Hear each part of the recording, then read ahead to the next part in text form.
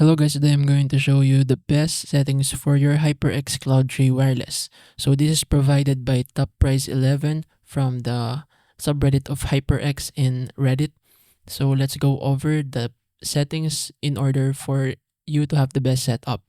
So first, install Ingenuity from Microsoft Store and update the firmware. And then next is to restart. Turn on mic monitoring in Ingenuity because they have an amazing side tone. And then fourth, DTS X in Ingenuity stays off. And you don't need any equalizer since they are balanced. So here, this is a balanced one. It must be off, okay? And then here, install DTS Unbound from Microsoft Store.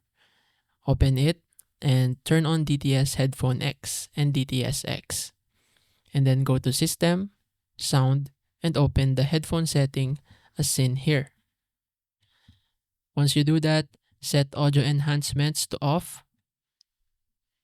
From here, set that to off. And set spatial sound to DTS Headphone X here. Make sure to follow this one too. So basically that's it.